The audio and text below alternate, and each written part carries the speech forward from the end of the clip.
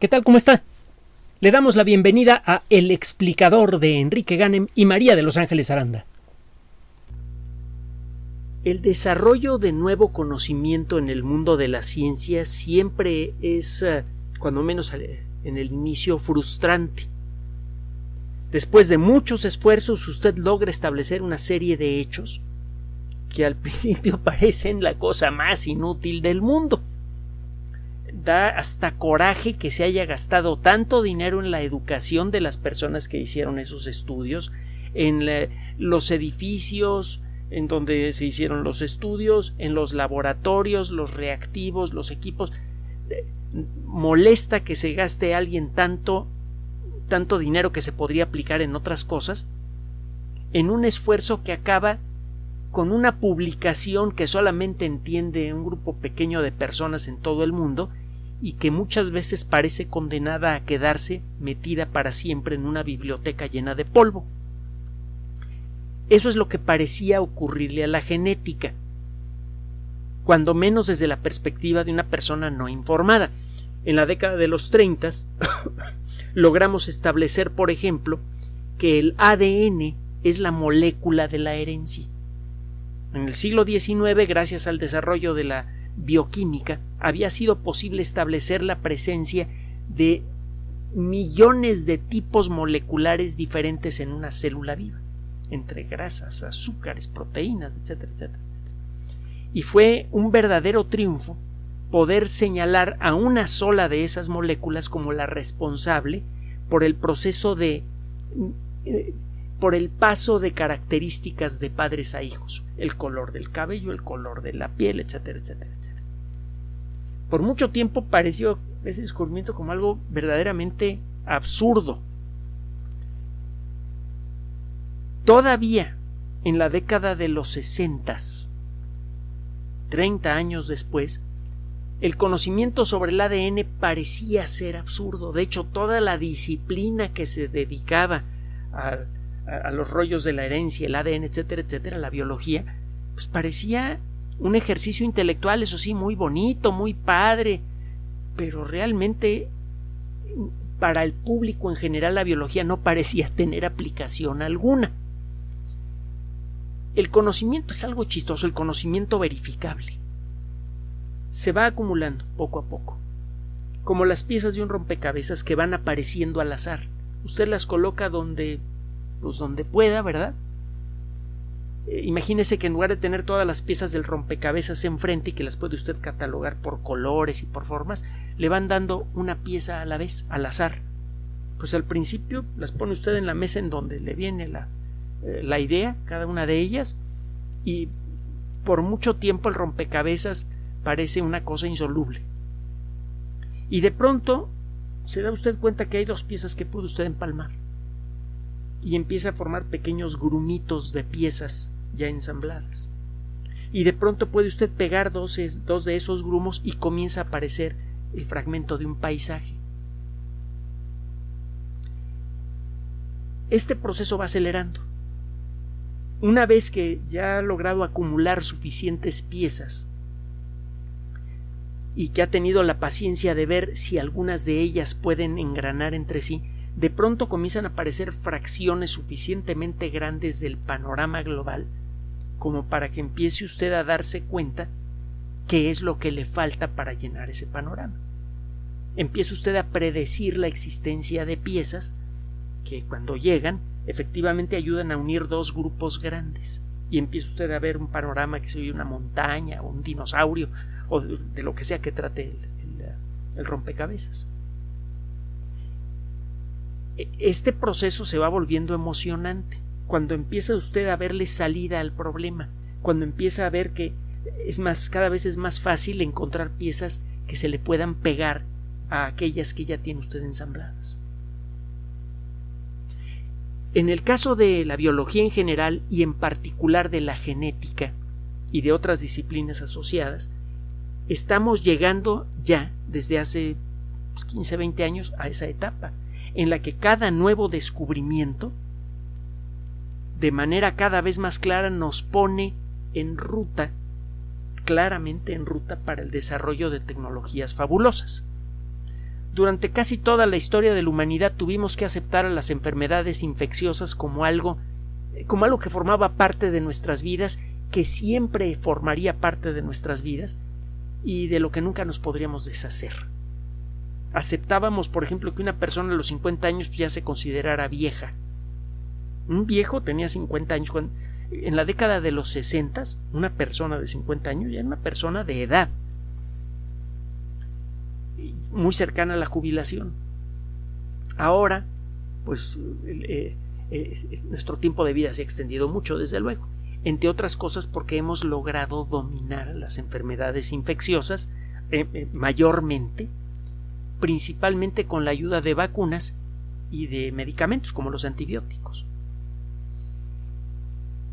Las vacunas, los medicamentos y otras herramientas al principio eran muy toscas y se han ido haciendo cada vez más finas y precisas. Esto nos permite aplicar esos medicamentos con un mayor nivel de confiabilidad, con menos efectos secundarios.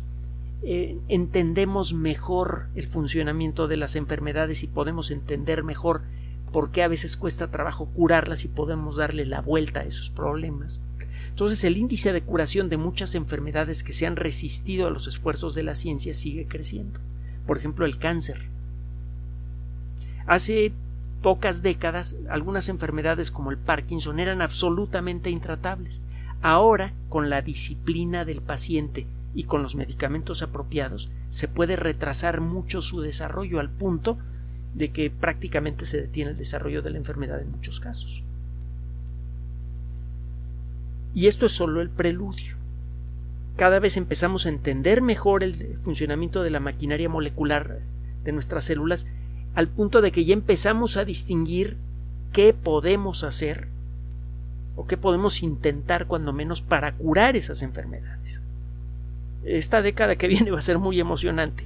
Pronto le voy a decir por qué, no en esta grabación sino en otra.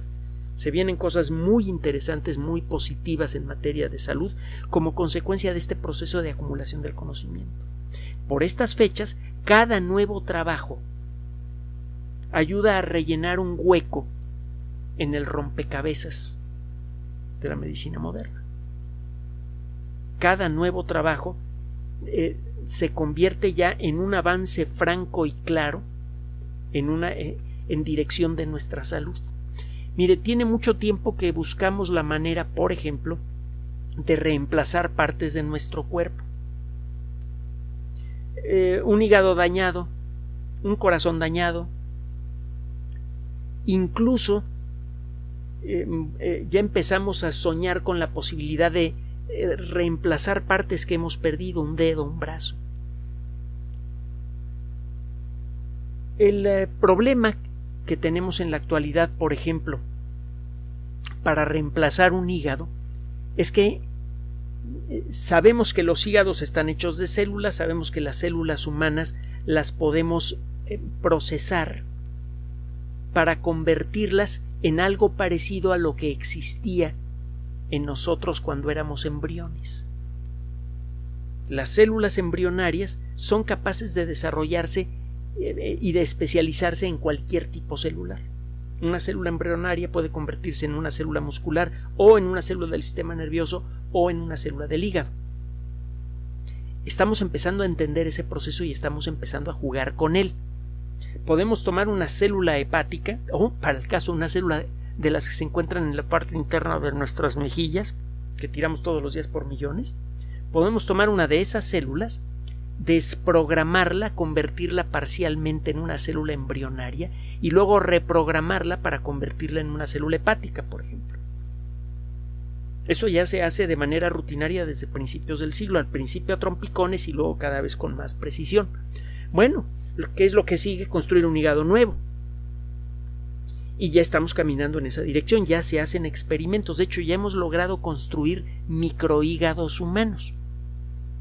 No sirven para ponérselos a una persona, pero sí sirven, por ejemplo, para probar el efecto que tiene un medicamento experimental en el hígado humano. Como el hígado se encarga de controlar la química sanguínea, generalmente es uno de los primeros órganos en ser afectados por un medicamento agresivo.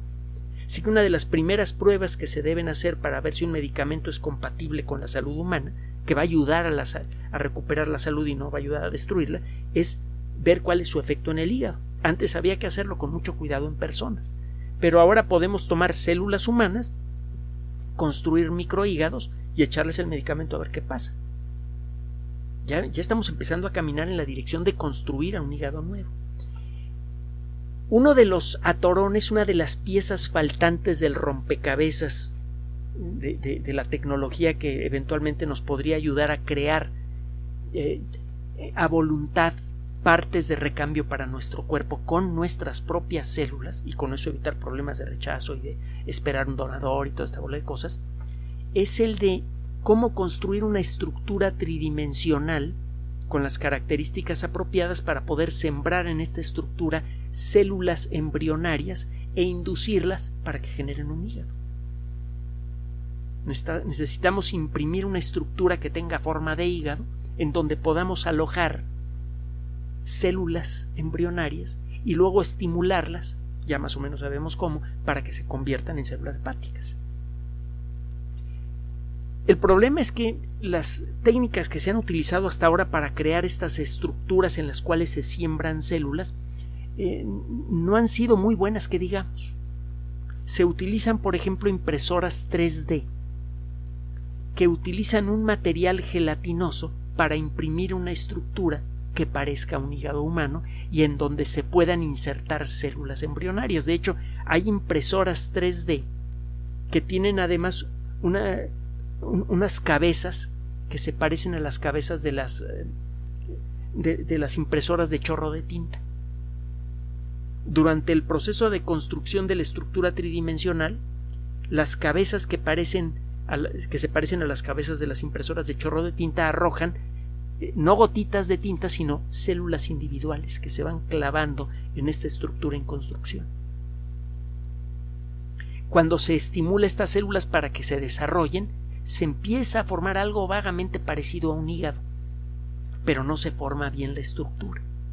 Y uno de los problemas es que el material que se utiliza para construir estas estructuras tridimensionales es demasiado débil, pierde rápidamente su forma.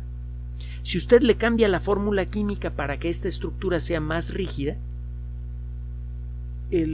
generalmente acaba utilizando materiales que son tóxicos o que pueden generar con facilidad reacciones alérgicas en caso de que tratara de implantar un hígado sintético hecho de esta manera a una persona. Si no se puede utilizar ese tipo de material. Parece una tontería, no se encuentra un material biocompatible que sea suficientemente rígido para poder continuar con los experimentos para tratar de crear un hígado humano. Pero el hecho es que por muchas vueltas que le daban varios grupos de investigación no le hallaban cómo al asunto no hallaban cómo resolver el problema. Es aquí en donde aparece un trabajo realizado por investigadores de la Universidad Tecnológica de Nanyang, que fue presentado este pasado 25 de agosto en la revista Advanced Functional Materials, es decir, materiales funcionales avanzados. La ciencia de materiales es una disciplina relativamente nueva, pronto platicaremos de ella, que es una disciplina, bueno, es una forma de ingeniería multidisciplinaria en donde participan biólogos, químicos, físicos, toda clase de personas, que busca darle, por un lado, construir nuevos materiales con características deseables, por ejemplo, materiales razonablemente rígidos pero que sean biocompatibles, o se busca tomar materiales ya existentes y buscar la forma de darles nueva funcionalidad. Tenemos que platicar de ciencia de materiales en otra ocasión porque es un tema padrísimo. Bueno, el caso es que en esta ocasión este grupo de investigadores presenta un material que se puede utilizar en impresoras 3D experimentales, que es biocompatible, es decir, usted puede poner células humanas allí y no se mueren. Y si lograra desarrollar un hígado completo con este material, se lo podría poner una persona y no existiría problema de rechazo por cuestión de inmunidad. El sistema inmune no rechazaría a este material. Entonces es un material que ya le permite empezar a hacer experimentos, primero en ratoncitos, por ejemplo, y luego ver si más adelante se echa usted un experimento en seres humanos. De pronto ese bloqueo a la investigación en la construcción de órganos de recambio acaba de desaparecer. ¿Y a qué no sabe qué usaron? Usaron polen de girasol. Resulta que si usted mezcla polen de girasol con proteínas y otros materiales, puede crear un material gelatinoso que se hace gelatinoso cuando lo mezcla. Usted pone los materiales precursores en una impresora 3D y en lugar de alimentar la impresora 3D con plásticos, desde luego es una impresora 3D especial, usted la alimenta con los materiales precursores de esta cosa gelatinosa. Uno de esos materiales, uno de los materiales cruciales, es el polen de girasol. Una vez que se hace la mezcla en el interior de la cabeza de la impresora 3D, sale un material gelatinoso suave, que se va colocando por capas como consecuencia del proceso de impresión 3D, y al irse secando, al ir cambiando su estructura molecular, este material se vuelve más rígido. Su rigidez se parece a la rigidez de los órganos humanos.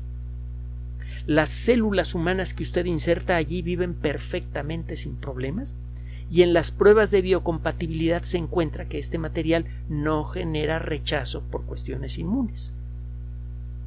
Así que este pequeño detalle que atoraba una investigación muy prometedora en distintos lugares del mundo, muchos equipos de investigación trabajando por caminos diferentes en este rollo que le acabo de mencionar de crear órganos nuevos, de pronto toda esta gente ya tiene forma de seguir adelante con su investigación. Una investigación que llevaba muy buen ritmo. Se han logrado crear algunos órganos de rata, por ejemplo, casi completos. Y uno de los problemas que había que superar, uno de los más importantes que había que superar, era precisamente el del material de la estructura de lo que se llama la matriz sólida en la cual va usted a insertar las células. Todavía hay otros problemas por solucionar y no son problemas menores, pero estos problemas por solucionar no podíamos ni tocarlos porque estábamos atorados con el asunto de cómo construir una estructura tridimensional que pudiera servir de base para hacer los experimentos. Ya se puede. Esto significa que en el corto plazo, en cuestión de 1 o 2 años probablemente, los grupos de investigación que trabajan en la construcción de órganos artificiales de recambio basándose en células humanas individuales reprogramadas genéticamente, estos grupos de investigación van a empezar a reportar resultados muy buenos. Si esto sigue por este camino, quién sabe a dónde vamos a llegar en 10 años, Gracias a que se ha quitado este tapón tecnológico, el proceso de desarrollo de esta tecnología va a comenzar a dispararse rápidamente. Cuando eso pasó con los teléfonos celulares, pasamos de los aparatos gigantescos que parecían ladrillos y que emitían unas señales de radio, yo creo que lo suficientemente potentes como para hacer palomitas de maíz, hasta los teléfonos celulares modernos que pueden durar activos a veces por días según las apps que tenga usted y que tienen un poder de cómputo superior al de las supercomputadoras de $10 millones de finales del siglo pasado. El proceso de desarrollo fue fulminante una vez que se resolvieron ciertos problemas técnicos. Bueno, pues lo mismo está pasando con el asunto de crear órganos artificiales. Había un atorón tecnológico menor. No era una cuestión genética o bioquímica así muy complicada, simplemente que no se hallaba un material para poder hacer este tipo de trabajos. Ya se resolvió. Es de esperarse que esto destape el proceso de desarrollo exponencial de la tecnología. Vamos a ver en dónde estamos dentro de 5 a 10 años. Es probable que esta idea de cambiar partes de nuestro cuerpo o incluso de hacer crecer partes que se perdieron, por ejemplo, en un accidente, comience a dibujarse en el horizonte de lo posible antes del final de esta década. Y en una de esas En una de esas, a lo mejor hasta comenzamos a hacer experimentos de cambiarle a una persona que tiene un problema hepático severo su hígado echado a perder por un hígado nuevo sintético. Quizá podría pasar en esta década, quizá mucho antes de lo que usted y yo imaginamos. Y así como está sucediendo este tipo de proceso de aceleración con esta ruta tecnológica, hay muchas rutas de desarrollo de conocimiento que están también pasando por esta etapa de exponenciación, el desarrollo de la inteligencia artificial para bien y para mal, el desarrollo de la tecnología robótica para bien y para mal, el desarrollo de la tecnología espacial y de nuevo para bien y para mal, el desarrollo de la ingeniería genética. Quizá en esta década podríamos llegar a desarrollar las bases genéticas necesarias para empezar a producir alimentos de altísima calidad sin necesidad de utilizar suelo y agua. Cada vez empieza a ser más claro que la ganadería y la agricultura tienen el tiempo contado. ¿Quién sabe cuánto tiempo va a pasar antes que queden completamente reemplazadas? Podrían ser años, décadas o quizá todo el siglo. Pero es cada vez más claro que la ingeniería genética nos va a dar las herramientas para poder producir comida de altísima calidad, de muy buen sabor, mejor que la natural y mucho más sana en una fábrica. ¿Sabe? La tecnología, desde cuando menos la revolución industrial, ha dictado el paso del desarrollo de la sociedad humana de muchas maneras diferentes.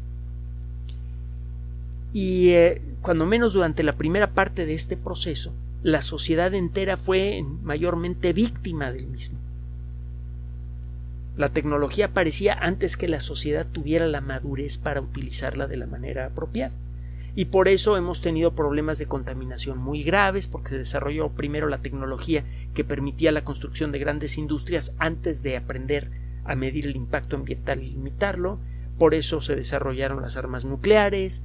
Por eso hemos tenido un montón de sustos y de vergüenzas como consecuencia de este desfasamiento entre el desarrollo tecnológico y nuestra capacidad colectiva para absorberlo y usarlo de manera sabia. El ritmo de desarrollo tecnológico está aumentando rápidamente en todas las disciplinas. Es especialmente importante ahora, mucho más que nunca, que estemos enterados de este tipo de desarrollos para que nos anticipemos a su llegada y podamos discutir exactamente cómo queremos usar esa tecnología para beneficio de la colectividad. Recuerde que en la gran mayoría de los casos, la gente que hace ciencia la hace para todos. Gracias por su atención. Además de nuestro sitio electrónico www.alexplicador.net, por sugerencia suya tenemos abierto un espacio en Patreon, El Explicador Enrique Ganem, y en PayPal, elexplicadorpatrocinio@gmail.com, por los que gracias a su apoyo sostenemos este espacio. Puede usted descargar gratuitamente estos audios en formato MP3 en Spotify y en iTunes como El Explicador sitio oficial y en SoundCloud como El Explicador, y con formato de video en YouTube en El Explicador sitio oficial. Recuerde nuestras redes sociales de siempre, Twitter Enrique-Ganem y en Facebook Enrique Ganem sitio oficial, El Explicador y los grupos que usted ya conoce. Finalmente, El Explicador siempre somos María de Los Ángeles Aranda y Enrique Ganem. Gracias.